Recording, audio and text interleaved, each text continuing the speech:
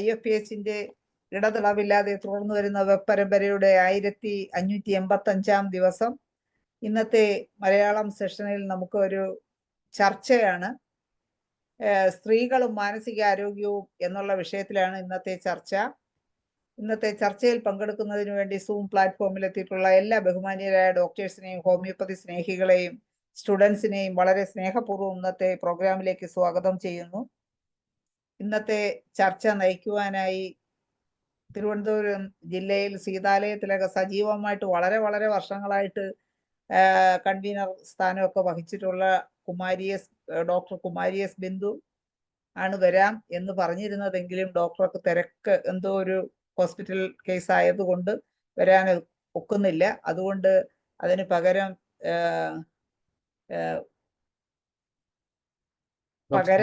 തിരുവനന്തപുരം ജില്ലയിലെ തന്നെ നമ്മുടെ മേരി ബിന്ദു ഡോക്ടർ എത്തുമെന്നാണ് പ്രതീക്ഷിക്കുന്നത്. അതുപോലെ തന്നെ നിത്യ ഡോക്ടറും, നമുക്ക് സുപരിചിതയായ നിത്യ ഡോക്ടറും ഇന്ന് എത്തുമെന്ന് പറഞ്ഞിട്ടുണ്ട്. എന്തായാലും അവരെല്ലാം എത്തുമ്പോഴേക്കും നമുക്ക് ചർച്ച തുടങ്ങാം. ആദ്യമായി ഈശ്വര പ്രാർത്ഥന. നന്ദി. സ്ത്രീകളും മാനസികാരോഗ്യവും എന്നുള്ള വിഷയത്തിൽ 2 വാക്ക് സംസാരിക്കുന്നതിന് ആദ്യം മനോജ് ഡോക്ടർ തന്നെ തുടങ്ങിക്കോ. നന്ദി ശൈല ഡോക്ടറെ. നമ്മുടെ മാനസികാരോഗ്യം പോകുന്ന ഒരു അവസ്ഥയായിരുന്നു. കാരണം കുമാരി ബിന്ദു ഡോക്ടറിന്റെ വളരെ ക്ലോസ് ആയിട്ട് ഒരാള് സുഖമില്ലാതായി എമർജൻസി മരണത്തോട് മരടിക്കുന്ന അവസ്ഥയാണ്. ബിന്ദുവിന് വരാൻ പറ്റില്ല. അങ്ങനെ ഡോക്ടർ അതിന്റെ അടുത്ത എക്സ്പേർട്ട് ഡോക്ടർ നിത്യയെ വിളിച്ചു. അപ്പൊ നിത്യയ്ക്ക് നെറ്റ് പ്രോബ്ലം ആണെന്ന് പറഞ്ഞ് കയറാൻ പറ്റുമെന്ന് തോന്നുന്നില്ല. ഇപ്പോഴും വിളിച്ചിരുന്നു. പിന്നെ മേരി ബിന്ദു ഡോക്ടർ പറഞ്ഞിരുന്നു കയറാന്ന് പറഞ്ഞിട്ടുണ്ട്. നെറ്റ് സംശയമുണ്ട്. എന്നിട്ട് നമ്മൾ പൊതുവെ ഒരു സമീപനം എനിക്കിത് ആലോചിക്കുമ്പോൾ തോന്നുന്നൊരു ഒരു പാട്ടാണ് ഓർമ്മ വരുന്നത്. അതായത്, നിന്നെ കാണാൻ എന്നെക്കാളും ചന്തം കൂടും കുഞ്ഞിപ്പെണ്ണെ, എന്നിട്ട് എന്തേ നിന്നെ കെട്ടാൻ വന്നില്ലായിരുന്നു വരെ. അപ്പൊ ഇതൊരു സമീപനമാണ്. അപ്പൊ അത് ശരിക്കും പറഞ്ഞാൽ ഒരു കാഴ്ചപ്പാടിൽ നമ്മൾ കുറെ മാറ്റം, ഇങ്ങനെ ഒരു പ്രശ്നമുണ്ട് പൊതുവെ. മാത്രമല്ല ഒരുപാട് അറിയല്ല ഹോർമോണൽ ഇംബാലൻസ് ചേഞ്ചസ് ഏറ്റവും കൂടുതൽ ബാധിക്കുന്ന സ്ത്രീകളെയാണ്. വളരെ പെട്ടെന്ന് ഇമോഷണൽ ആകുന്ന ഒരു രീതി. പ്രത്യേകിച്ച് നമുക്കറിയാം, ശൈല ഡോക്ടർക്ക് അറിയാം, ഒരു സർക്കാർ സർവീസിൽ ഇരിക്കുന്ന ഒരു ഡോക്ടർ അല്ലെങ്കിൽ വ്യക്തി, സ്ത്രീകൾ അനുഭവിക്കുന്ന മാനസിക സമ്മർദ്ദം ചില്ലറയല്ല.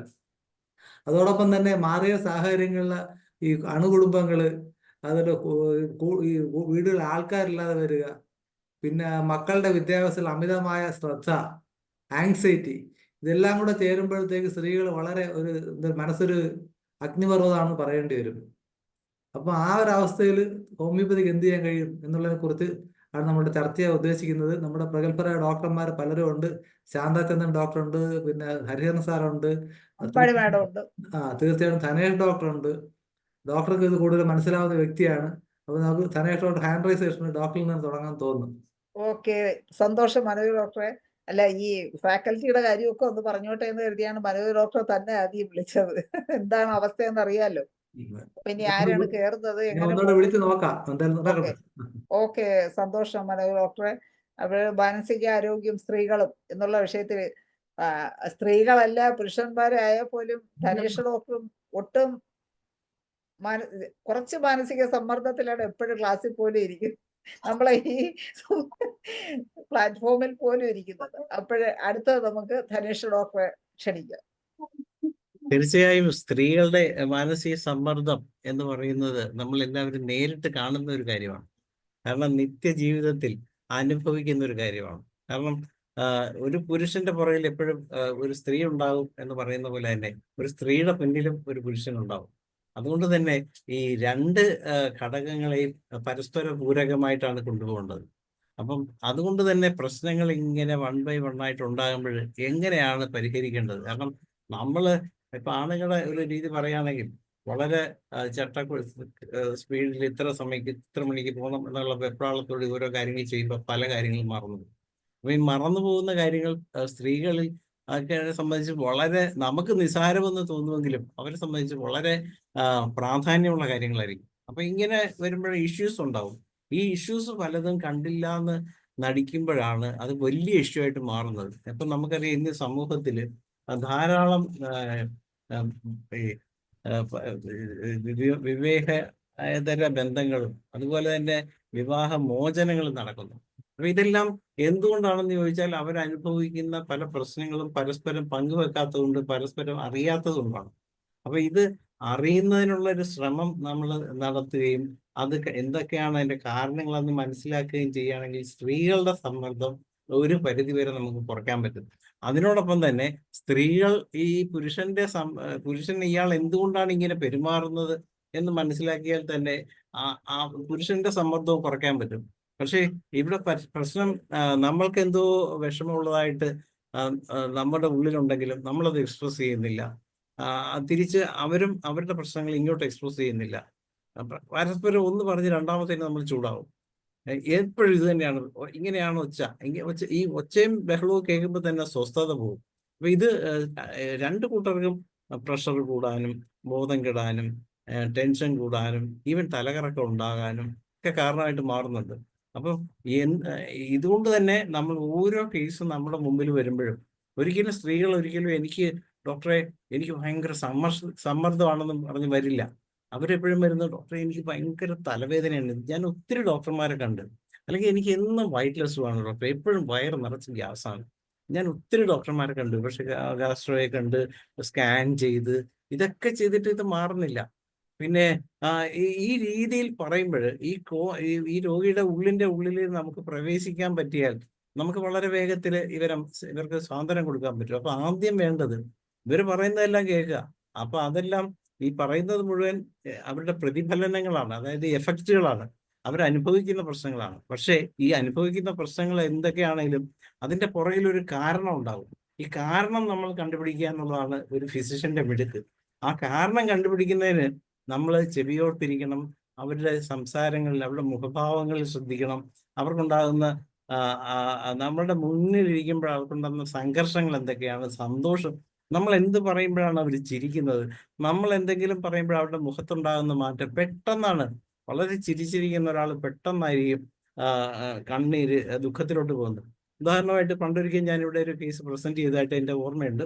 കാരണം ഒരു സ്ത്രീ ഒരിക്കൽ ഒരു 33 വയസ്സേ ഉള്ളൂ. അവർ വന്നിരിക്കുന്നത് തല മുഴുവൻ കഷണ്ടിയായിട്ടാണ്. അപ്പോൾ ശരിക്കും ഫീമെയിൽ ബാൾനെസ് എന്ന് നമ്മൾ പറയും, മുടിയൊക്കെ നരച്ചിരിക്കുകയാണ്. അപ്പൊ ഈ ഒരു ഘട്ടത്തില് അവർക്ക് മുടി പോകുന്നതിന് അല്ലെ മുടി കൊഴിച്ചിലിനുള്ള മരുന്നാണ് വേണ്ടത്. അപ്പൊ സ്വാഭാവികമായിട്ടും നമ്മൾ അവരോട് ഒന്ന് രണ്ട് കാര്യങ്ങൾ ചോദിക്കുമ്പോൾ തന്നെ നമുക്കറിയാം ഇതിന് ഇത്രയും ചെറുപ്പത്തിൽ ഇത്രയും മുടി പോകണമെങ്കിൽ, ഇത്രയും മുടി നരയ്ക്കണമെങ്കിൽ അവർക്ക് സംഘർഷങ്ങൾ തീർച്ചയായിട്ടും ഉണ്ടാവും. കാരണം അവരുടെ എക്സ്പ്രഷൻ തന്നെ അത് തന്നെയാണ്. ഇപ്പം ഇവരുടെ ഹസ്ബൻഡ് ഒരു എഞ്ചിനീയറാണ്. അപ്പം ഞാൻ ചോദിച്ചത് നിങ്ങൾക്ക് എത്ര കുട്ടികളുണ്ട്? ഇത് ചോദിച്ചതും ഇവരുടെ എക്സ്പ്രഷൻ അങ്ങ് മാറുകയാണ്, ഫേസ് അങ്ങ് മാറുകയാണ്. ഫേസ് അങ്ങ് പെട്ടെന്ന് ഡൗൺ ആയി, പെട്ടെന്ന് അങ്ങ് വിളറി, ഒരു സങ്കടഭാവത്തിൽ കുറെ നേരം മിണ്ടാതിരിക്കുകയാണ്. അപ്പോഴെനിക്ക് മനസ്സിലായി കുട്ടികളില്ല എന്നുള്ളത്. അപ്പം ഞാൻ ചോദിച്ചു എന്താ പറ്റിയത്, ട്രീറ്റ്മെന്റ് ഒന്നും എടുത്തില്ലേ? അയ്യോ ഡോക്ടറെ, അവർ പതുക്കെ വിരുമ്പാൻ തുടങ്ങി. ഞാൻ 4 വട്ടം ഗർഭിണിയായതാണ്, 4 വട്ടം അബോർഷനായി പോയി. ഇതിനുശേഷം നമ്മുടെ ഗൈനക്കോളജിസ്റ്റ് പറഞ്ഞിരിക്കുന്നത് ഇനി നിങ്ങളുടെ ഗർഭപാത്രത്തിന് കട്ടിയില്ല, അതുകൊണ്ട് ഇനി ഒരിക്കൽ പോലും നിങ്ങൾ ഈ കുട്ടി ഉണ്ടാകുന്നതിനുള്ള ഒരു ശ്രമം നടത്തരുതെന്നാണ്. അപ്പൊ ഇങ്ങനെ പറയുന്ന ഒരാളുടെ മാനസികാവസ്ഥ എന്തായിരിക്കും? ആ മാനസികാവസ്ഥയാണ് ഇവരുടെ തലയിലുണ്ടായത്. അതായത് നമ്മൾ കാണുന്ന എഫക്റ്റ് അതിന്റെ കോഴ്സിലോട്ട് നമുക്ക് പോവുകയാണെങ്കിൽ നമുക്ക് ഈസി ആയിട്ട് ഇത് കണ്ടുപിടിക്കാം. അപ്പൊ ഇതായിരുന്നു അവരുടെ മാനസികാവസ്ഥ. അപ്പൊ തീർച്ചയായും ഇവിടെയാണ് നമ്മൾ ഹോമിയോപ്പതി മരുന്നിന്റെ പ്രസക്തി. അപ്പൊ ഇവിടെ നമ്മൾ വീണ്ടും ഇന്ററാക്ട് ചെയ്യുമ്പോൾ അവർ പറയുകയാണ് എന്താണ് അങ്ങനെ ചെയ്യേണ്ടി വന്നത്. അപ്പൊ നമ്മൾ അവരുടെ വീട്ടിലെ കാര്യങ്ങളൊക്കെ ചോദിച്ചു വരുമ്പോഴും ഇവര് ഒന്നാമത്തെ വീട്ടിൽ വന്നപ്പോൾ തൊട്ട് ഹസ്ബൻഡ് വളരെ താമസിച്ചാണ് വരുന്നത്. ഒരു 10 മണിയാകുമ്പോൾ വരും, അത്താഴം കഴിക്കും, കയറി കിടന്ന് ഉറങ്ങും. ഇതായിരുന്നു പുള്ളിയുടെ ഒരു റൊട്ടീൻ. അവരുടെ സെക്സ്വൽ ലൈഫ് കുറേ ആളുകളായിട്ട് ഇല്ലാതായി. കാരണം ഡോക്ടർ ഇങ്ങനെ പറഞ്ഞിരിക്കുമ്പോൾ ഇനി അങ്ങനെ അബദ്ധത്തിലായോ? അപ്പൊ തീർച്ചയായും അവരവരുടെ വീട്ടിൽ ഒരു വേലക്കാരിയുടെ റോൾ മാത്രമേ അവർക്കുള്ളായിരുന്നു. അപ്പൊ ഈ വേലക്കാരുടെ റോൾ എന്ന് പറയുമ്പോൾ നമുക്ക് ഊഹിക്കാമല്ലോ. ഭർത്താവ് രാവിലെ 8 മണി വരെ കിടന്നുറങ്ങും, ചാടി എഴുന്നേറ്റ് ഭക്ഷണം കഴിച്ച് അദ്ദേഹത്തിന്റെ ജോലിക്ക് പോവാണ്. ഇവർക്ക് കമ്മ്യൂണിക്കേറ്റ് ആ വീട്ടിൽ ആകപ്പാടുള്ളത് ഇവരുടെ അമ്മായിയമ്മയാണ്. ഈ അമ്മായിയമ്മ ഇടയ്ക്കിടയ്ക്ക് ഒന്ന് പറഞ്ഞ് രണ്ടാമത്തിന് ചൂടാകുന്നവരാണ്. കാരണം അവർക്ക് ഈ മകന് കുട്ടി ഉണ്ടാകാത്തതിന്റെ കാരണം ഇങ്ങനെ ഒരു മച്ചിപ്പൺ അങ്ങനെയാണ് അവരുടെ പായിൽ നിന്ന് വന്നത് തന്നെ. അപ്പൊ ഇത് കേട്ടപ്പോൾ അവർക്ക് ഭയങ്കര സങ്കടമായി. കാരണം ഇവർ ഇടയ്ക്കിടയ്ക്ക് വിളിക്കും നീ മച്ചിയല്ലേ, അപ്പൊ ഇങ്ങനെ പറയുമ്പോൾ ഈ ഒരു സ്ത്രീയെ എങ്ങനെയൊക്കെ വേദനിപ്പിക്കാവോ, അത്ര കണ്ട് വേദന സഹിച്ചാണ് അവർ ആ വീട്ടിൽ കഴിയുന്നത്. അപ്പൊ ഇതിന്റെ ഭാഗമായിട്ട് ഇവരനുഭവിക്കുന്ന സംഘർഷം എത്ര കണ്ട് വലുതായിരിക്കും. അപ്പം അതുകൊണ്ടാണ് ഇവരുടെ ഈ മുടിയെല്ലാം ഈ 32 വയസ്സിൽ അവർ ഇന്ന് ഞാൻ ഒരു പേഷ്യന്റ് വന്നപ്പോൾ അവരോട് ചോദിച്ചു, ഈ ഫോട്ടോ കാണിച്ച് ചോദിച്ചപ്പോൾ അവർ പറയണം, ഡോക്ടർ ഇതൊരു 60 വയസ്സ് കാണും അല്ലേ എന്ന് എന്നോട് പറയുക. അപ്പം ആ രീതിയിലൊരു കേസ് ഉടനെ ഞാൻ അവരോട് പറഞ്ഞു, നിങ്ങൾ വിഷമിക്കണ്ട, നമുക്ക് ഹോമിയോപ്പതിയിൽ ഇന്ന് മെഡിസിൻ ഉണ്ട്, ഇത് കഴിക്കുമ്പോൾ നിങ്ങളുടെ മനസ്സും കട്ടിയാവും, നിങ്ങളുടെ ശരീരവും കട്ടിയാവും, യൂട്രസും കട്ടിയാവും. അപ്പം ഞാൻ പറയുന്ന സമയത്ത് പിന്നീട് ഹസ്ബൻഡുമായിട്ട് വന്ന് കൺസൾട്ട് ചെയ്ത് നമുക്ക് ആ ട്രീറ്റ്മെന്റ് എടുക്കാവുന്നതാണ്. എന്തായാലും നമുക്ക് ട്രീറ്റ്മെന്റ് സ്റ്റാർട്ട് ചെയ്യാന്ന് പറഞ്ഞ് നമ്മൾ മരുന്ന് കൊടുക്കുകയാണ്. മരുന്ന് കൊടുത്ത് 2 മാസം കഴിഞ്ഞപ്പോൾ തൊട്ട് ഇവർക്ക് മെൻസസ് ഏകദേശം റെഡിയായി വരാൻ, 3ാമത്തെ മെൻസസ് സെക്കൻഡ് തേർഡും അടുപ്പിച്ച് വന്നപ്പോൾ ഞാൻ പറഞ്ഞു, ഇനി കുഴപ്പമില്ല, നമുക്ക് ആലോചിക്കാം, ഹസ്ബൻഡിനെ ഒന്ന് കൊണ്ടുവരണം. അപ്പോൾ പറഞ്ഞ ഡോക്ടർ ഹസ്ബൻഡ് ഭയങ്കര തിരക്കാണ്, അപ്പൊ പോയി കഴിഞ്ഞിട്ട് അടുത്ത വരവിന് വരണമെന്ന് പറഞ്ഞു. അപ്പോൾ അടുത്ത വരവിന് വന്നപ്പോൾ കൊണ്ടുവന്നില്ല. അപ്പം ഞാൻ പറഞ്ഞു, അങ്ങനെയാണെങ്കിൽ ഒരു കാര്യം ചെയ്യും, നമുക്കൊന്ന് സംസാരിക്കാം, നമുക്ക് അദ്ദേഹമായിട്ട് സംസാരിക്കാം. അദ്ദേഹമായിട്ട് അങ്ങനെ രാത്രി നമ്മൾ 1 മണിക്കൂർ 9 മണിക്ക് ശേഷം വിളിക്കാൻ പറഞ്ഞു. അന്ന് നമ്മുടെ വെബിനാറുള്ള കാലമല്ല, അതുകൊണ്ട് തന്നെ 9 മണി മുതൽ 10:30 വരെ ഞാൻ അദ്ദേഹമായിട്ട് സംസാരിച്ച് അദ്ദേഹത്തിന് കുറേ നിർദ്ദേശങ്ങൾ കൊടുത്ത് ഇതെല്ലാം കഴിഞ്ഞ് ഏകദേശം ഒരു 3 മാസം കഴിഞ്ഞപ്പോഴത്തേക്ക് ഇവർ പ്രഗ്നന്റ് ആയി. അപ്പം ഞാൻ അവരോട് പറഞ്ഞൊരു കാര്യം ഇതാണ്, ഈ പ്രഗ്നന്റ് ആയ സ്ഥിതിക്ക് നിങ്ങൾ ഉടനെ കയറി ഗൈനക്കോളജിസ്റ്റിന്റെ അടുത്ത് പോകണ്ട. കാരണം അവിടെ ചെന്ന ഉടനെ അവർ ഫയർ ചെയ്യും. നിങ്ങളോട് ഇത് തന്നെ സംഭവിച്ചു. അപ്പോൾ 1 മാസം കഴിഞ്ഞപ്പോൾ തൊട്ട് പറഞ്ഞ ഡോക്ടറെ എല്ലാവരും പറയുന്നു പോയി കാണണം, സ്കാൻ ചെയ്യണം. ഞാൻ പറഞ്ഞു സ്കാൻ ചെയ്യണ്ട, സമയമാകട്ടെ. 2 മാസമായി, അപ്പോഴും ഒരു ധൃതിയായി. പിന്നെ ഞാൻ പറഞ്ഞു ഒരു 15 ദിവസം കൊണ്ട് കഴിയട്ടെ. അങ്ങനെ 75 ദിവസം കഴിഞ്ഞപ്പോൾ സ്കാൻ ചെയ്യാൻ വിട്ടു. അവിടെ ആ ഡോക്ടറെ അടുത്ത് തന്നെ പൊക്കോളാൻ പറഞ്ഞു. അവിടെ ചെന്ന് ഇവർ കൺസൾട്ട് ചെയ്യാൻ ചെന്നപ്പോൾ ഈ ഡോക്ടറെ അങ്ങോട്ട് തട്ടി കയറി, നിങ്ങളോട് പറഞ്ഞിട്ടുള്ളതല്ലേ ഇത് ഇങ്ങനെ കട്ടിയില്ലാത്ത സമയത്ത് ഇത് വന്നാൽ അടുത്ത പ്രശ്നമാണ്, നിങ്ങൾക്ക് താങ്ങാനുള്ള കെൽപ്പില്ല, നിങ്ങൾ ആരോഗ്യവതിയല്ല. ഉടനെ അവർ പറഞ്ഞ് എന്തായാലും ശരി, വല്ല ദേഷ്യത്തോടെ എഴുതി കൊടുത്ത് സ്കാൻ ചെയ്യാൻ, ബ്ലഡ് പരിശോധിക്കാനും ഒക്കെ ആയിട്ട് ഇവർ അതുമായിട്ട് ചെന്ന് ഇതെല്ലാം റിപ്പോർട്ടുമായിട്ട് ചെന്നപ്പോൾ ആ ഡോക്ടർ ഞെട്ടിപ്പോയി. ആ ഡോക്ടർ പറഞ്ഞ്, ഒരു കുഴപ്പമില്ലല്ലോ, ഇത് ഒരു കുഴപ്പമില്ല, ഒരു കാര്യം ചെയ്യാം, നിങ്ങൾ ഒരു കാര്യം ചെയ്യണം, ആ ഡോക്ടറെ തന്നെ കണ്ട് ആ ഡോക്ടർ പറയുന്ന അത്രയും സമയം മരുന്ന് കഴിച്ചോളാം. അപ്പം ഞാൻ അന്ന് 5 മാസം വരെയെങ്കിലും കൃത്യമായിട്ട് മരുന്ന് കഴിക്കണമെന്ന് അവർ പറഞ്ഞു. ഡോക്ടറെ 5 മാസം വരെ കഴിക്കണമെന്ന് പറഞ്ഞിട്ടുണ്ട്. ആ സമയത്തിനകമാണ് ഇവരുടെ അബോർഷനൊക്കെ ഉണ്ടായിരിക്കുന്നത്. അപ്പം ആ രീതിക്ക് അവരൊരു 5 മാസത്തോളം തുടർന്ന് ഈ പ്രഗ്നന്റ് ആയതിനു ശേഷം പിന്നീട് ഞാൻ ചില മരുന്നുകൾ മാത്രമാണ് ഇടയ്ക്ക് കൊടുത്തിരുന്നത്. വളരെ ചുരുക്കം മരുന്നുകളെ ഉപയോഗിച്ചിട്ടുള്ളൂ. പക്ഷേ അവർ ആ കേസ് സക്സസ് ആയി. അതിനുശേഷം ഒരു ദിവസം ഞാൻ ഊണെല്ലാം കഴിഞ്ഞ് എൻ്റെ അടുത്തൊരു ബന്ധുവിൻ്റെ രോഗം തിരക്കാനായിട്ട് പരിശോധിക്കാനായിട്ട് പോയിരിക്കുമ്പോൾ എനിക്ക് വിളി വന്നു. പക്ഷെ ഒരു പരിചയമില്ലാത്ത നമ്പരായിരുന്നു. ഉടനെ പറഞ്ഞു, ഡോക്ടറെ ഞാൻ ഇന്ന ആളാണ്, ഞാൻ ഡെലിവറി കഴിഞ്ഞ് റൂമിലോട്ട് വന്നതേ ഉള്ളൂ, ആദ്യം വിളിക്കുന്നത് ഡോക്ടറെയാണ്, ഈ നമ്പർ എൻ്റെ ഹസ്ബൻഡിൻ്റെ നമ്പറാണ്, അതുകൊണ്ട് ഡോക്ടർക്ക് എന്നെ മനസ്സിലായിട്ടില്ല എന്ന് കരുതിയാണ് ഞാൻ അവതരിപ്പിക്കും. അപ്പൊ ഇത്രയും കാര്യങ്ങൾ പറഞ്ഞപ്പോൾ തന്നെ ഇതാണ് ഹോമിയോപ്പതി. അപ്പൊ ഇവിടെ യഥാർത്ഥത്തിൽ നമ്മൾ മുടിയെ ചികിത്സിച്ചിട്ടുണ്ടെങ്കിൽ അവർക്ക് മുടി വരുമോ? അതിനുശേഷം അവരപ്പൊ തന്നെ പറഞ്ഞു, ഡോക്ടറെ എനിക്കിപ്പോ നല്ലപോലെ മുടിയൊക്കെ ആയി കേട്ടോ, എന്നാലും ഞാൻ മുടി ഇത് കഴിഞ്ഞ് നമുക്ക് മുടി ബാക്കിയുള്ള മുടിക്ക് വേണ്ടി ഞാൻ നന്നേ പറഞ്ഞു, ഇനി നമുക്ക് മുടി ചികിത്സ വേണ്ട, നിങ്ങൾ ഇതുകൊണ്ട് തന്നെ നിങ്ങൾക്ക് മുടിയെല്ലാം ഉണ്ടായിക്കോളും, ഇനി നിങ്ങൾ അമ്മയാണ്, ഒരു കാരണവശാലും നിങ്ങൾ ഈ വേലക്കാരിയാണെന്നുള്ള ചിന്താഗതി ഒന്നും മനസ്സിൽ കൊണ്ടു നടക്കരുത്, നിങ്ങൾ ആ വീട്ടിലെ തമ്പുരാട്ടിയാണെന്ന് വിചാരിക്കണമെന്ന് പറഞ്ഞു. എന്ന് പറഞ്ഞ പോലെ തന്നെ അവര് അതുപോലെ തന്നെ ആയി, വളരെ ഹാപ്പിയായി. ഇപ്പൊ ഏകദേശം ആ കുട്ടിക്ക് 10 വയസ്സ് കഴിഞ്ഞിട്ടുണ്ട്. അപ്പൊ ഇതാണ് ഒരു മാനസിക ഇത് ശരിക്കും പറഞ്ഞാൽ ഈ സ്ത്രീകൾ അനുഭവിക്കുന്ന മാനസിക സമ്മർദ്ദമാണ് ഇവരുടെ ആ സമ്മർദ്ദം കൊണ്ടാണ് യൂട്രസിന് കട്ടിയില്ലാതെ പോകുന്നത്, ഇത് താങ്ങാൻ പറ്റാത്തത്. അപ്പൊ യഥാർത്ഥത്തിൽ ഈ മനസ്സിന്റെ കട്ടി മനസ്സിനെ നല്ല ഒരു അവസ്ഥയിൽ എത്തിച്ചു കഴിഞ്ഞാൽ എന്തും താങ്ങാനുള്ള കെൽപ്പ് ശരീരത്തിനുണ്ടാവും. അതുകൊണ്ട് തന്നെയാണ് പല ആൾക്കാർക്കും ഫൈബ്രോയിഡോ ക്യാൻസറോ ഒക്കെ വന്നിട്ട് അവരുടെ മനസ്സ് ഭയങ്കര സ്ട്രോങ് ആണെങ്കിൽ അവർ അതുമായിട്ട് ഒരു കുഴപ്പമില്ലാതെ വർഷങ്ങളോളം ജീവിക്കും. നേരെ മറിച്ച് ഒരു പേടിയുള്ള ഒരാളിനാണ് ഇത് വരുന്നതെങ്കിൽ അവന്റെ കാര്യം പെട്ടത് തന്നെയാണ്.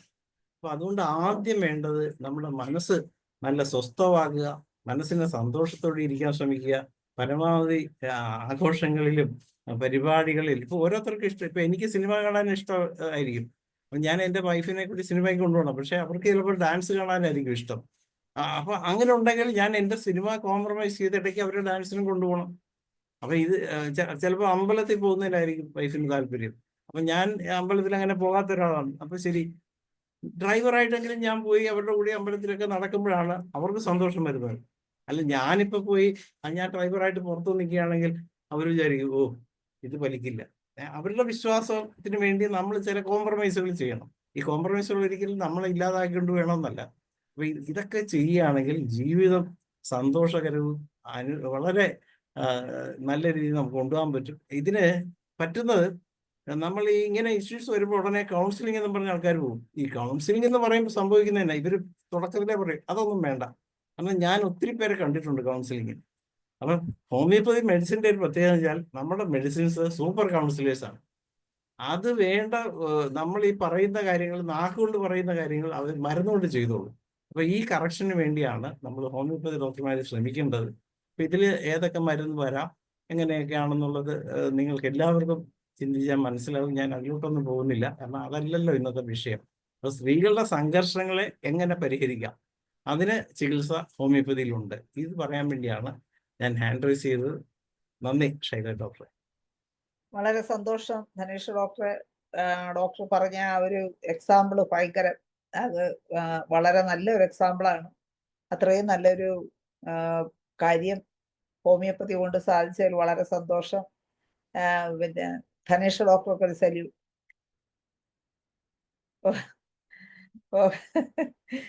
ഓക്കെ, അടുത്തത് നമുക്കൊരു സ്ത്രീകളുടെ മാനസികാരോഗ്യവും ഹോമിയോപ്പതിയും എന്നുള്ള വിഷയത്തിൽ ചർച്ചയ്ക്ക് നമുക്ക് ഒരു സ്ത്രീ ജനത്തിന് തന്നെ വിളിക്കാം. നമ്മുടെ രമാദേവി മാഡം, രമാദേവി അമ്മ ഉണ്ടോ? ഡോക്ടർ ഉണ്ടല്ലോ. ഉണ്ട്. ഒന്ന് ഹാൻഡ് റൈസ് ചെയ്യാമോ? അൺമ്യൂട്ട് ചെയ്തിട്ടുണ്ട്. അൺമ്യൂട്ട് ചെയ്തിട്ടുണ്ട്. കേൾക്കാം. വന്നല്ലോ, വന്നു കേക്കാം. പിന്നെ ഈ സ്ത്രീകളുടെ ആരോഗ്യവും ഹോമിയോപ്പതിയും എന്ന് പറയുമ്പോൾ ഞാൻ മാനസികാരോഗ്യവും ഹോമിയോപ്പതിയും എന്ന് പറയുമ്പോൾ ഞാൻ സാധാരണ അവരുടെ പാരൻസിനെയാണ് ഞാൻ കുറച്ച് ഹിസ്റ്ററി എടുക്കാറ്. കാരണം അവരെങ്ങനെയാണ് വളർന്നതെന്നാണ് ഞാൻ ആദ്യം നോക്കുന്നത്. ചില പാരൻസ് അവരോട് പറയുന്നത് എന്താണെന്ന് വെച്ചാൽ, നീ ഒന്നും വിട്ടുകൊടുക്കണ്ട, അങ്ങനെ നിന്റെ കാര്യങ്ങൾ നീ നോക്കിക്കൊള്ളണം എന്നെല്ലാം പറയുമ്പോഴേക്കും ഈ ഒരു വിചാരത്തോടെയാണ് ആ കുട്ടി ആ വീട്ടിലേക്ക് കയറി ചെല്ലുന്നത്.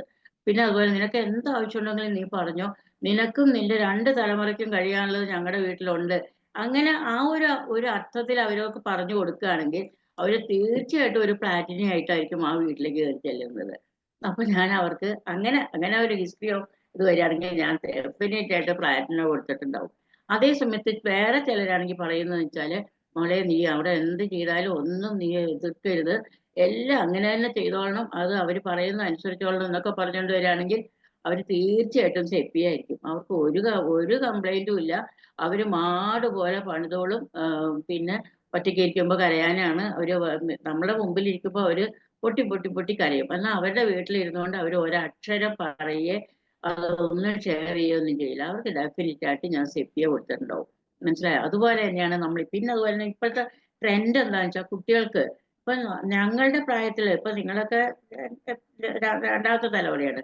ഞങ്ങളുടെ പ്രായത്തില് ഞങ്ങളെല്ലാവരും, ഞങ്ങളെയൊക്കെ വളർന്നേക്കുന്നത് എല്ലാ കാര്യങ്ങളിലും നമ്മള് ഒരു എന്താ പറയുന്ന ഒട്ടും ഒരു എടുത്തു ചാടാതെ നമ്മൾ അതിൻ്റെ ആ ഒരു കാര്യക്ഷമമായിട്ടാണ് എല്ലാം ചെയ്ത് ഞങ്ങൾ ഇത് ചെയ്തേക്കണേ. പക്ഷെ ഇപ്പോഴങ്ങനെയല്ല. ഇപ്പോഴത്തെ കുട്ടികളെന്ന് വെച്ചാല് അവർക്ക് ഇക്വാലിറ്റി, എനിക്ക് ചെയ്യാമെങ്കിൽ എന്തുകൊണ്ട് അവർക്ക് ചെയ്തുകൂടാ എന്നുള്ള ആ ഒരു മനോഭാവത്തോടു കൂടിയാണ് ഈ കുട്ടികൾ കല്യാണം കഴിക്കാൻ ചെല്ലുന്നത് തന്നെ. പിന്നെ കല്യാണത്തിന്റെ പ്രായമാണെങ്കിൽ ഞങ്ങളുടെയൊക്കെ അതിലാണെങ്കിൽ 20, 21, 22 വയസ്സാകുമ്പോഴത്തേക്കും കല്യാണാലോചന തുടങ്ങും. 23 വയസ്സാകുമ്പോഴത്തേക്കും 24 വയസ്സിന് മുമ്പ് കെട്ടിച്ച് കൊടുത്തിട്ടുണ്ടാവും. ഇന്ന് 2 പിള്ളേരും ചിലപ്പോൾ ആയിട്ടുണ്ടാവും. പക്ഷെ ഇപ്പോഴത്തെ അങ്ങനെയല്ല. അവരൊരു 6 ഫിഗേഴ്സ് സാലറി, അല്ല 6 ഫിഗേഴ്സ് ഇൻകം ബാങ്കിൽ ഉണ്ടെങ്കിൽ ഒരു കല്യാണം കഴിക്കുള്ളൂ എന്നാണ് പറയുന്നത്. എന്തിനാന്ന് ചോദിച്ചു കഴിഞ്ഞാൽ ഞങ്ങൾക്കൊന്നും സ്ഥിരമായിട്ട് എടുക്കണ്ടേ. ഈവൻ പാരൻസും അതിന് എൻകറേജ് ചെയ്യും. നിന്റെ കയ്യിൽ കാശുണ്ടായിട്ട്, അല്ലെങ്കിൽ നീ നിന്റെ കാലിൽ നിന്നിട്ട് വർക്ക് ചെയ്താൽ മതിയെന്ന്. അങ്ങനെയെല്ലാം വരുമ്പോഴത്തേക്കും നമ്മൾ അവർക്ക് ഇന്റൻഷനലി ഓർ നോൺ ഇന്റൻഷനലി, അറിഞ്ഞോ അറിയാതെയോ നമ്മൾ അവർക്ക് ഒരു എന്താ പറയുന്നത്, ഒരു വിഷമാണ് കുത്തി വയ്ക്കുന്നത്. അങ്ങനെ ആവരുത്. നമ്മളെല്ലാം ഒരു ഫാമിലി, ഇപ്പൊ ഒരു ഫാമിലി കല്യാണം കഴിക്കുന്നത്, ഇപ്പൊ ഞാൻ എന്റെ മകളെ ഞാൻ കല്യാണം കഴിച്ചു കൊടുക്കുമ്പോൾ ഞാൻ അവളോട് പറയുന്നത്, ഞാൻ നിന്നെ കല്യാണം കഴിച്ചു കൊടുക്കുന്നത് എന്റെ ഇതും ഞാൻ മമ എന്ന് പറഞ്ഞാൽ ഞാൻ കൊടുക്കുന്നത് തന്നെ, അത് എന്റെ അല്ല, ഞാൻ കന്യാദാനം ചെയ്തു കൊടുക്കുകയാണ്. അതുകൊണ്ട് എനിക്ക് ഒരു അവകാശവും നിന്റെ മേലിലില്ല എന്ന് തന്നെയാണ് ഞാൻ പറഞ്ഞു കൊടുക്കുക. അത് പക്ഷെ ഇപ്പോഴത്തെ പാരന്റ്സ് അങ്ങനെയല്ല പറയുന്നത്. നീ എന്തുകൊണ്ടും വിഷമിക്കണം, നീ എന്തുണ്ടെങ്കിലും ഞങ്ങളോട് പറഞ്ഞോളാൻ പറയും. അപ്പോൾ തന്നെ അവരുടെ. പിന്നെ ഇനി ഒരു കാര്യം എന്ന് വെച്ചാല്, ഈ കുട്ടികൾക്കാണെങ്കിലും ഭയങ്കര സ്ട്രെസ്സാ. ഈ നമ്മള് ഏത് ഇതായിട്ടുള്ളാണെങ്കിലും, ഏത് ലെവലിലുള്ള കുട്ടികളാണെങ്കിലും അവർക്ക് എല്ലാ കാര്യത്തിലും, കാരണം ഫൈനാൻഷ്യൽ ആയിട്ടും എല്ലാം അവർക്ക് സ്ട്രെസ് വരും. അപ്പൊ അവർക്ക് ഒരു വീട്ടമ്മ എന്നുള്ള മാത്രം ഇതല്ല, ജോലിക്ക് പോകേണ്ടി വരും, കുട്ടികളുടെ കാര്യങ്ങൾ നോക്കേണ്ടി വരും, എല്ലാ കാര്യത്തിലും അവർക്ക് ഇതുണ്ട്. അതിന്റെ കൂട്ടത്തിൽ അവരുടെ ഈ ഇല്ലോസ് ഇത്തിരി നോൺ കോപ്പറേറ്റീവ് ആണെങ്കിൽ പറയണ്ട, അവര് സ്ട്രെസ് കൊണ്ട് അവര് ബുദ്ധിമുട്ടും. അപ്പോഴൊക്കെ ഞാൻ അവരോട് പറയുന്നത്, you should prove you are the fittest person to survive. നിങ്ങൾക്ക് എല്ലാ കഴിവുമുണ്ട്. നിങ്ങൾ എല്ലാത്തിലും, ഒരു ഭാര്യ എന്നുള്ള നിലയിൽ, അമ്മ എന്നുള്ള നിലയിൽ, മകൾ എന്നുള്ള നിലയിൽ, മരുമകൾ എന്നുള്ള നിലയിൽ, എല്ലാം നിങ്ങൾക്ക് ഷൈൻ ചെയ്യാൻ സാധിക്കും. അതിനുള്ള കരുത്ത് നിങ്ങളുടെ കയ്യിലുണ്ട്. അതുകൊണ്ട് അത് യൂട്ടിലൈസ് ചെയ്യണം എന്ന് മാത്രമേ ഉള്ളൂ എന്ന് പറഞ്ഞുകൊണ്ട് ഞാൻ ഇത് പറയുമ്പോൾ, ഇത് കേൾക്കുമ്പോഴത്തേക്കും ഭാര്യയ്ക്കും ഭർത്താവിനും വലിയ സന്തോഷമാണ്. ഞാൻ ഭർത്താവിനോടും പറയും, നിങ്ങൾ ഇതൊക്കെ പറഞ്ഞാലും ഈ കുട്ടി, നിങ്ങൾ വേറൊരു വീട്ടിൽ നിന്ന് നിങ്ങളുടെ വീട്ടിൽ വന്നതാ, നിങ്ങളെല്ലാം നോക്കിക്കോളാന്ന് പറഞ്ഞിട്ടാണ് ആ കുട്ടിയെ കൊണ്ടുവന്നേക്കണേ. അപ്പൊ ആ കുട്ടിയുടെ എല്ലാ കാര്യങ്ങളും നോക്കേണ്ടത് നിങ്ങളുടെ ചുമതലയാണ്. മാനസികമായിട്ടും ശാരീരികമായിട്ടുള്ള എല്ലാ ആവശ്യങ്ങളും നിങ്ങൾ നടത്തണം എന്ന് അവരോട് കൂടി പറയുമ്പോഴത്തേക്കും അവർക്ക് ഭയങ്കര സന്തോഷമാണ് രണ്ടുപേർക്കും. പിന്നെ ഞാൻ ഇവരോട് പറയും, കുറേയൊക്കെ ഭൂമി ദേവിയെ പോലെ സർവം സഹായങ്ങളാവണ്ട, എന്നാലും നമ്മൾ വേറൊരു സാഹചര്യത്തിലാണ് വന്നേക്കുന്നത്. ആ സാഹചര്യത്തിനോട് പൊരുത്തപ്പെടാൻ നിങ്ങൾ വളരെയധികം ഇതുണ്ട്. പിന്നെ ഇനിയും ഞാൻ അവരോട് പറയുന്ന ഒരു കാര്യം, പുരുഷനല്ല ശക്തി, സ്ത്രീക്കാണ് ശക്തി. പുരുഷൻ ശിവനും നീ ശക്തിയുമാണ്. അതുകൊണ്ട് നീ ശക്തിയുള്ളവളാണെന്ന് തെളിയിക്കണം, എന്നാലേ നിന്റെ ഇത് കാര്യങ്ങൾ മുമ്പോട്ട് പോവുള്ളൂ എന്ന് പറയാറുണ്ട്. പിന്നെ ഞാൻ കുട്ടികളെ ആണെങ്കിൽ അങ്ങനെ ആ വിധത്തിലൊക്കെയാണ് ഞാൻ ഇത് ചെയ്തു കൊടുക്കാറുള്ളത്. ഒരിക്കലും ഞാൻ അവരുടെ ഫെമിനിസം ഇത് എന്താണ് എൻകറേജ് ചെയ്യാറില്ല. കാരണം എപ്പോഴും ഞാൻ അവരോട് ചോദിക്കാറുണ്ട്, നിങ്ങൾക്ക് നിങ്ങളുടെ കഴുത്തിൽ താലി കെട്ടിയത് നിങ്ങൾ ഇങ്ങനെ നിന്നല്ലല്ലോ താലി കെട്ടിയത്, ഇങ്ങനെ നിന്നല്ലേ താലി കെട്ടിയത്.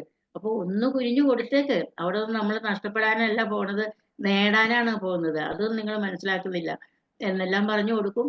പിന്നെ ഒരുമാതിരി എൻ്റെ അടുത്ത് വരുന്നവരെയൊക്കെ ഞാൻ ഒരു വിധത്തിലൊക്കെ ചോദിച്ചിന്റെ പരുവാക്കിയിട്ട് അവരുടെ ട്രൂ ഫിഗർ ഞാൻ അവർക്ക് മനസ്സിലാക്കി കൊടുക്കും. എനിക്ക് ഒരു ദാക്ഷിണ്യമില്ല.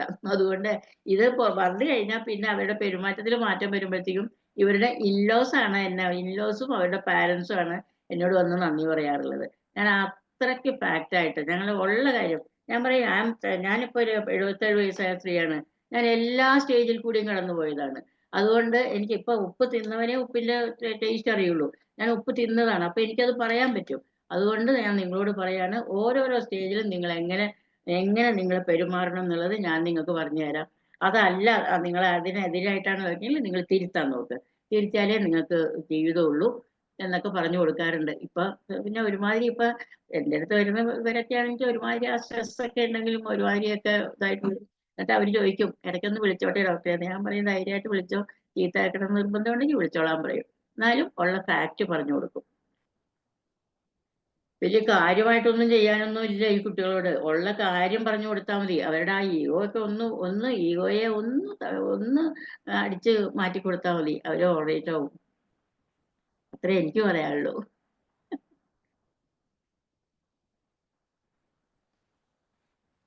കേട്ടൂടാ. ഡോക്ടർ മ്യൂട്ടാണേ. നമ്മുടെ ശാന്താചന്ദ്രൻ ഡോക്ടർ ഉണ്ട്. ഡോക്ടർ ഓക്കെ, സന്തോഷം അമ്പാടിയമ്മേ. എന്തായാലും നമ്മളോടൊപ്പം പങ്കുചേരുകയും 2 വാക്ക് സംസാരിക്കുകയും ചെയ്തതിൽ. ഇനിയും വെയിറ്റ് ചെയ്യുക. എന്തെങ്കിലും ആവശ്യമുണ്ടെങ്കിൽ ഇനിയും വിളിക്കും. ഓക്കെ. അടുത്തത് നമുക്ക് എന്താണ് IFPHന്റെ മറ്റൊരമ്മയായ ശാന്താചന്ദ്രൻ മാഡത്തിനെ വിളിക്കാം. ശാന്താചന്ദ്രൻ മാഡം ഉണ്ട്. മാഡം സംസാരിച്ചു.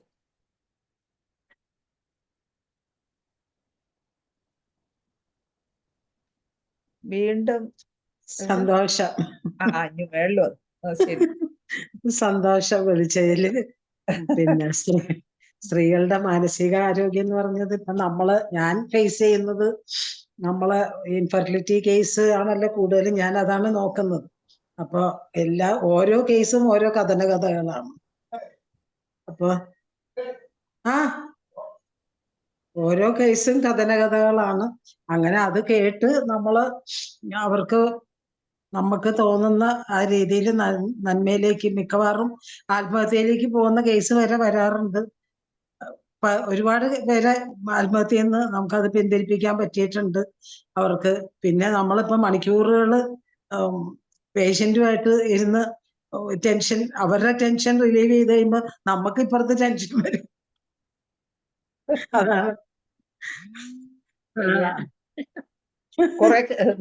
കുറെ പോസിറ്റീവ് എനർജി പോയി കുറച്ച് നെഗറ്റീവ് എനർജി നമുക്ക് ഇങ്ങോട്ട് കിട്ടും.